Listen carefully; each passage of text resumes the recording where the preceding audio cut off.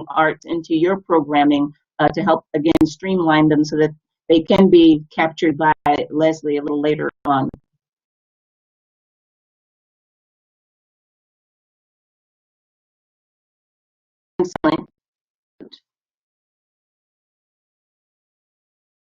We can't hear you. Yes, can you hear me now? Yes. Yes. In our space, we encourage a lot of creativity and innovation through digital drawing, digital storytelling.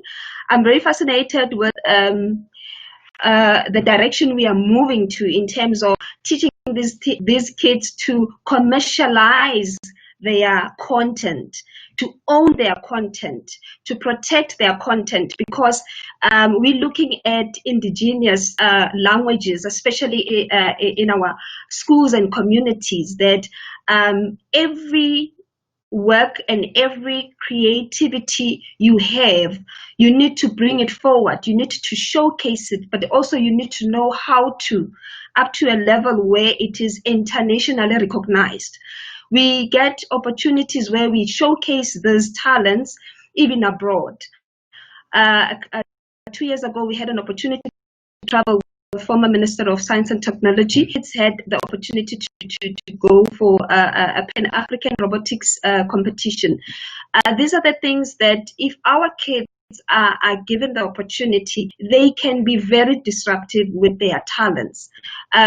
We're looking at the digital storytelling of what is happening around their communities, our lives, where we can start teaching our kids to write stories and digitize them, and obviously and showcase them. So the digital, the artistic comes into the digital space, and it's so broad to an extent that when you align it to their everyday schooling, their curriculum, it becomes very interesting. So I feel that we still need to be more innovative in the curriculum development. We need to be more creative in terms of how we even deliver these programs to these young people. How do they even get connected, to any opportunities around them, not necessarily only in their communities, but somebody abroad, be it in China or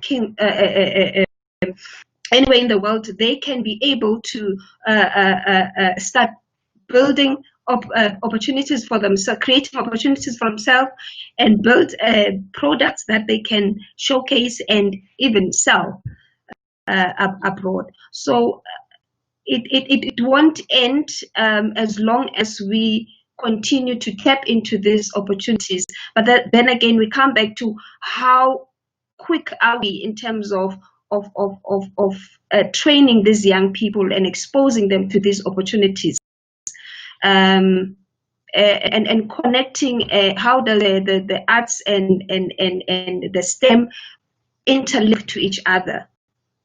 Yes. Thank you. I think all of the conversations are kind of making me understand that there's like a whole ecosystem that we need to unravel.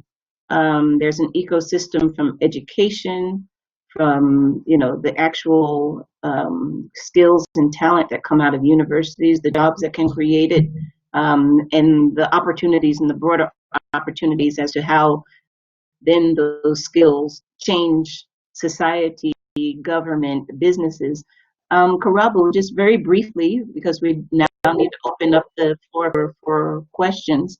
Can you just tell me more about what you think that ecosystem looks like, and the ideal way that we should be moving forward as a city, as a nation, in order to develop that ecosystem towards smartness, and not even just being smart, but just being a country of solutions using STEAM?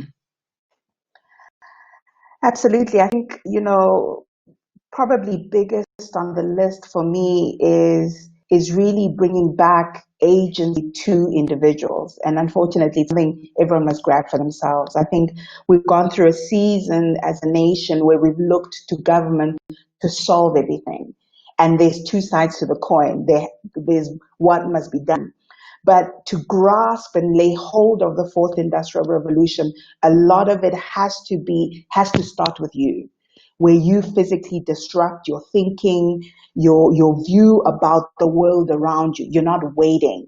You are thinking, how could this be better? How could we solve this? Because that thinking is really the seeds where innovation begins. Because what then follows is then the technical competencies that are required to unlock that idea. And if these ideas are not coming on a day-to-day basis as you work, there's nothing we can do. So, hubs like what Leslie has got, we need more of those. She alluded to the statistics. Why the likes of Kenya and Nigeria are far ahead is because they've got a lot more hubs than we do. And I have to say, about a week ago, I just did a search about, business hubs, specifically digital hubs. And more than I thought.